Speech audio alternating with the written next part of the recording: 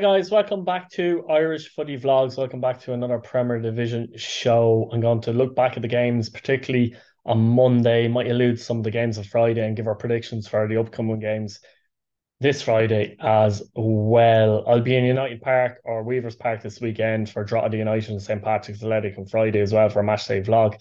But we'll get into it, and there's a lot to get into, isn't there? A lot of goals throughout the league on Monday. And we'll start off with Turner's Cross for finished Cork City 2, Bohemians 1. And this is Cork City's fourth win in a row. It looks like they're going to keep that management team that includes Liam Buckley till the end of the season as well. But very impressive in Cork getting obviously getting four wins in a row for a team that were ninth in the league. And at this minute in time, Cork City are eighth in the league on 21 points, only a point behind Sligo and a point ahead of Drogheda. So it looks like at this minute in time a battle between those three teams. The game itself, I suppose it burst into life, didn't it, in many ways in the second half, really. And, Cork City, in the first half, Tunde, they're very dangerous at the moment with Tunde and Keating up front, as I said before. And, they Tunde had a great chance actually in the first half. Brilliant plays he got through. I think sometimes when he gets through, though, he lacks composure and just skies it over the bar. He probably feels he should have scored, to be honest with you, but causing serious problems to the Bows defence. And burst into life really in the second half. 73 minutes. Matthew Healy gives Cork City the lead after a good play from John O'Donovan. It was a lovely finish from Healy, to be fair, and Cork City are 1-0 up. But I'm laughing because the scenes in the last couple of minutes, Adam McDonald makes it 1-1. After it looked like McDade was actually chopped down, it looked like it was probably going to be a penalty, but McDonald coolly finishes it. And it looked like Bowles were going to get a point, and it's kind of funny because they were rushing to the halfway line, Bowles, to try and go for the winner. And in the end, they were setting up Cork to get the winner. Kresic scoring on 88 minutes. Scenes as Bulger plays the ball across, Kresic finishes, and I'd say it was about 15 seconds after Bowles actually equalised the Cork score, and the Bowles fans were still celebrating. Crazy stuff, but what a win for Cork City. Massive win for Cork City, and they won't want the break to come, I guess. But they're really back in the game now after those four wins in a row, and be interested to see if they can strengthen now in the off season as well. Because that could be key between themselves, Sligo and Drogheda, who can strengthen the most, really. But a fantastic win for Cork. And as I said, four wins in a row. They beat Drogheda on Friday 1-0 as well.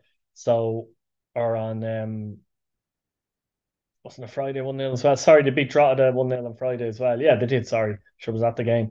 Um, so it follows on. It's been a very productive week for them. As for Bowes, well, they had a good result against Sligo at Dalymount Park, 2-0 on Friday. Clark and McDade scored. Twardick actually had a really good game in this one as well. But they'll be very disappointed with that. And they're fourth in the league now, one win and six. They do have a game in hand, but Pats have overtaken them. Shelburne are not too far behind, only 4 points, as are Dundalk. So, you might argue that they're just kind of leveling out, so to speak. And I do think there's an element of that. But if they can finish in the top four, it'd be a great season for them. But they'd be disappointed. The score and then concede seconds later is a bit shambolic, if we're honest about it. And they'll be disappointed with that. So let me know what you think in the comments, Cork City, a Bowls fan, on your team in general. Cork City fans' thoughts on maybe Buckley and Co taking over till the end of the season. Bowls fans, am I right? Are they leveling out a little bit? And what did you think of the game overall? Dundalk 4, UCD 1 at Oriel Park, and Pat Hooban scoring a hat-trick in this game for 7th of the season. Two headers and a penalty. He's now scored 142 goals for Dundalk and equals Joey Donnelly's all-time record for the club. He's going to surpass it. Brilliant career. He'd probably have a few more goals, actually, only for his injuries. I still think he's the best marksman in the league, but he picks up a few injuries, doesn't he, here and there, and he's so vital to Dundalk. And Dundalk haven't been playing well, and they went behind this game on 8 minutes. Doyle scored, persistent play from him, but an awful mix-up between Boyle and Shepherd led him in, and UCD took the lead, and you're thinking, are Dundalk in trouble here? But Hooban's penalty in 23 made it 1-1, and crucially, Daniel Kelly's goal on 41 minutes right before half time pretty much gave Dundalk the lead. Second half, two Hooban headers, one from the right hand side and one from the left across from Leahy, completed his hat trick and gave them a 4-1 win. UCD are on 6 points. Drogheda are ninth and 20 points. They look doomed, don't they? They really do. It's I don't know. And it's a very difficult season. One win in 19, three draws. It's a very difficult season for UCD. And I felt it might have been after last year, but it's a difficult one for them, a really hard one for them. And anyone that plays UCD will feel like they have to win the game, to be honest with you. And Dundalk got the job done, I suppose, in the end and won by 4 goals to one. And obviously, they're in a position where they're still only 6 points behind third and 4 points behind um, fourth, but they'll be delighted with that win. So they will. And on Friday, they were disappointed to lose 2-0 to Shamrock Rovers again, playing against 10 men and struggling to deal with playing against 10 men, which was interesting as well. UCD were beating at home to St. Patrick's Athletic 3-1. And for them, in that particular game, to give away 3 goals from corner kicks is disappointing, particularly the first two were very, very poor. But it's difficult for UCD because, as I said, it's a very inexperienced, even for UCD standards, UCD team this year. Um, and I suppose, look, there's no way out for them. Let's be honest about it. I'm sure they'll keep trying. Andy Myler will keep trying as well, but it's looking very difficult. Stephen O'Donnell will just be relieved with that win. Badly, badly needed as they go into Friday and just hanging in there on the coattails of the teams. They're battling for Europe, so they're certainly not out of it, that's for sure. At the showgrounds for Sligo Rovers now, Shamrock Rovers 3, and I don't think too many were surprised by this. I don't think Shamrock Rovers, Sligo Rovers have been in good form at all. To be honest with you, despite that 1-0 at home, 1-0 win at home to Derry, Gaffney getting 2 goals and Green getting one. Johnny Kenny played well in this game. He did a couple of chances himself, but he set up Gaffney for the first goal. It was a lovely ball across. Gaffney finishes.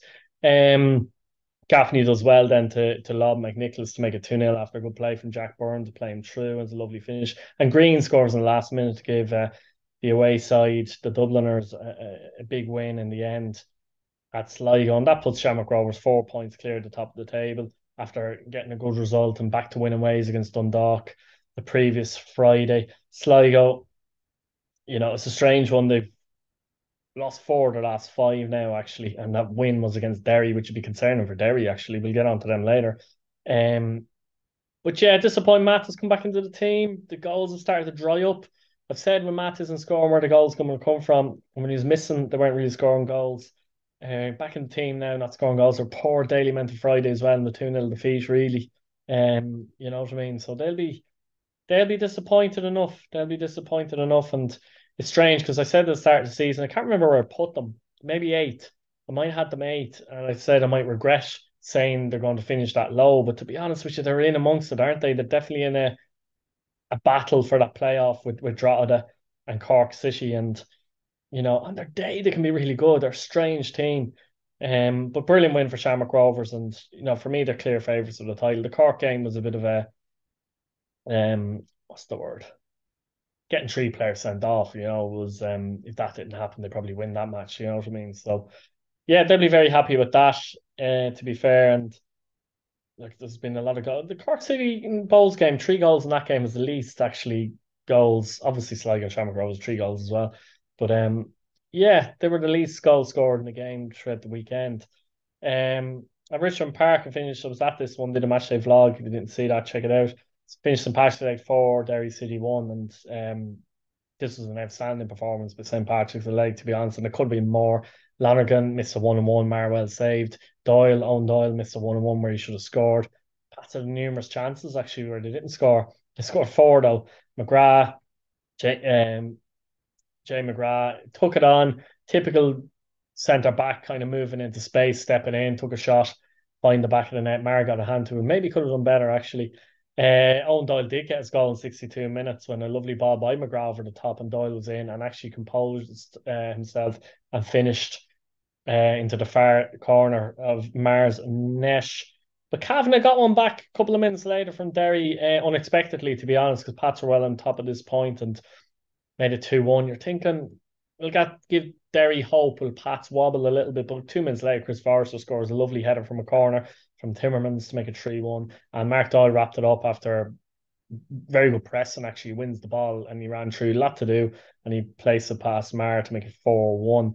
And Pats are now level with Derry in the league, and their form has been excellent. I think 6 wins out of seven under John Daly. It's interesting to see if this is going to be a new manager bounce. A bit like Cork City, is it a new manager bounce or a manager gone bounce in Cork's case? You know what I mean? Be interesting to see, or will this be something long term? You know what I mean? With John Daly, it's difficult to know at the moment. But there was a lot of spirit from Pats in this game, a lot of spirit and a lot of quality. Curtis, Breslin were brilliant. Jamie Lennon was my man of the match. He was outstanding. Forrester was very good. And Doyle and Lonergan, I thought Mark Doyle and Lonergan contributed when they came on and looked good, actually. But overall, it was a very good team performance by Pats, um, with a bit of individual quality as well. A very, very good win for Pats. Very impressive performance. Derry City, I'm concerned about now. Mark Connolly playing this game, I didn't think he looked anywhere near fit, but they didn't have the spirit and the work rate that Pats haven't had unusually, and I'm not really sure because they were beaten by Sligo a couple of weeks ago, 1-0, but it could have been more as well. Sligo, that was their only win in what, 5 or 6 games. They've lost the rest. They've been very poor. They haven't reacted since that. The 0-0 with Shelburne, where Shelburne missed a penalty as well, and they were well beaten this game, 4-1.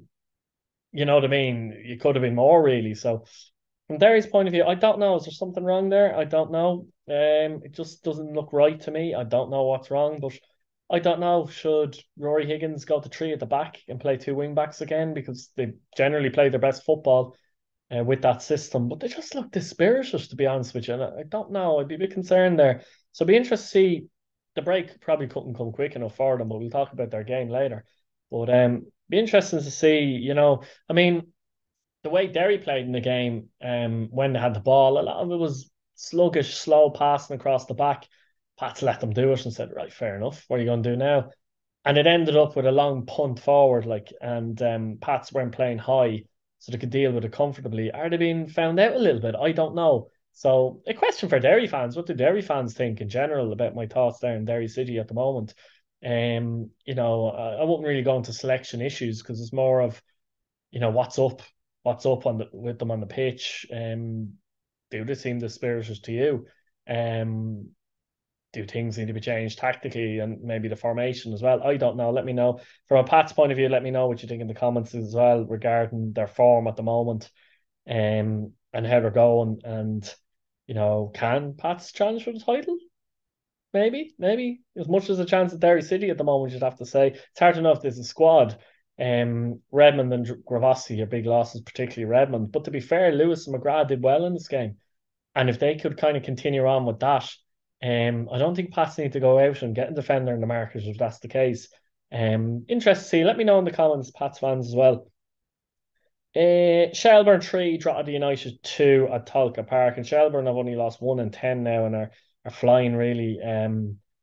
Sean Boyd's back now, which is a big help to them. But Freddie Draper gave Drogheda the lead. He scored 8 goals now this season on 40 minutes to give Drogheda the lead, and Drogheda really hope to hang on to him big time in the that he doesn't go back to Lincoln because he'd be a huge loss. They're already second bottom of the league, and they can ill afford to lose the likes of him. In terms of going back to Lincoln on loan halfway through the season, he scored twice in the game. He scored a late consolation as well. But Shelburne brought on Sean Boyd. I think he came out. Did he come on at half time? He did. He came on for Hikiki at half time, and Kevin Doherty said that they bullied him a little bit. He scored in 51 minutes. A nice cross from Shane Farrell, and Boyd finishes to Nash. Griffin makes it 2-1, and Caffrey finishes off a good counter-attacking move with a very cool finish on 78 minutes to give Shelburne a 3-2 win. And from Shelburne's point of view, they're still in the battle for Europe. They've only lost 4 times this season. Only Shamrock Rovers have lost less than them this season. So they're very, very difficult to beat. A lot of draws. They've had 8 draws more than anyone else in the league. Yeah, they've had more draws than anyone else in the league. They've had 8 draws, but very good win for Shelburne. And I think Sean Boyd coming back into the fold is a massive help for them. Decent result, obviously, the Brandywell on the Friday as well. They'd be disappointed that, about missing the penalty. Shane Farrell missed the penalty in that game. And be a little bit disappointed with that. But then again, Derry had chances as well. But when I say a little bit disappointed, I think to be very happy with the 4 points from 6, that kind of way. Whereas Drogheda will be very disappointed with their weekend. Losing at home to Cork was a big, big blow. That was a big 6-pointer, you know what I mean? Big blow, and then to lose this is disappointing as well. So, Drogheda ninth at the moment, and Kevin Doherty will be a bit concerned. But Drogheda fans, let me know in the comments, what do you think? Are you concerned? Where do you need to strengthen? If you can strengthen, how important is it to keep Freddie Draper?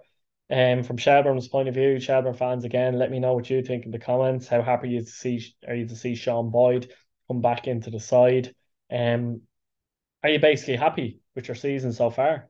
Um, I personally would have as Shelbourne, to be honest with you there. But yeah, we'll get on to the predictions for Friday. Every game is on Friday. These are the last games before the break as well.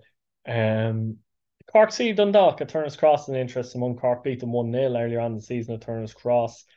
Can they make it 5 wins in a spin? It'd be impressive if they could. Dundalk, obviously be aware of their defeat last time out. They've had a lot of bad results lately, barring the UCD ones. So they'd be hoping to go to Turner's Cross and get something out of the game. Um, it's a tough one to predict this. I have to say, Cork playing with a lot of confidence. Dundalk might get something out of it though. I think I'll go 1-1. Derry City and Bowls, another tough one to predict at the Brandywell. And, you know, my thoughts on Derry might be tested in this game a little bit. Bowls did win here early on in the season as well, 1-0. Dean Williams scoring a penalty. Bowls will be very disappointed with the way they lost in Cork and losing in Cork, full stop. It's a massive, massive game for both teams. Derry have struggled at home a little bit this season, more so than away from home. I don't trust Derry City at the moment from what I've seen from them. They haven't reacted to that defeat in Sligo. And you'd argue then, well, if they can't react to the Pats defeat, then what's going on there? But it's going to be interesting. I'm going to go for another draw, though. I'm going to go for a 0-0 in this one. Drogheda United and Pats. Pats have had a very good record at Weavers Park and United Park in the last couple of seasons, winning there earlier on the season 3-1 as well. Pats are playing with a lot of confidence at the moment, and Drogheda aren't. So Drogheda are definitely going to win, aren't they? No, they are though. Pats are playing with a lot of confidence, playing good football. Very spirited, as I said. Drogheda, they'll be very disappointed with the couple of games they've had, and especially after winning against Shamrock Rovers, obviously, and winning against UCD. They've been a bit unlucky, the fact that Cork have won 4 in a row as well. So they've lost out, you know what I mean? But difficult one to predict again. Pats have a good record there. They're playing really, really well. They probably should win the game. I'll go Drogheda 1, Pats 2. Shelbourne and Sligo, Talca Park, and Sligo have done quite well. Talca Park actually recently enough. Recent seasons. The way Sligo are playing, it's hard to see them get anything from the game, but that's usually when they get something from the game. So I'm going to go for a surprising result here, 1-0 Sligo Rovers. Shamrock Rovers UCD, you just feel like it nearly could be anything for Shamrock Rovers. It depends how early they score in the game, etc., etc. There's no way UCD are going to get anything out of this game, are they? It's very difficult to see, and you'd be worried for them if Shamrock Rovers are really in the mood. They could bang in the goals here, but I think they might play kind of a second gear type performance and win 3-0. So, guys, let me know what you think in the comments. Give me a few predictions for the games next week. Any thoughts on any of your teams, players, performances. If you're excited about your team's performances, worried about your team's performances, let me know in the comments. Always good to hear from you. Subscribe to the channel, hit your bell notification button so you don't miss a video, and thanks for watching. See you later, guys.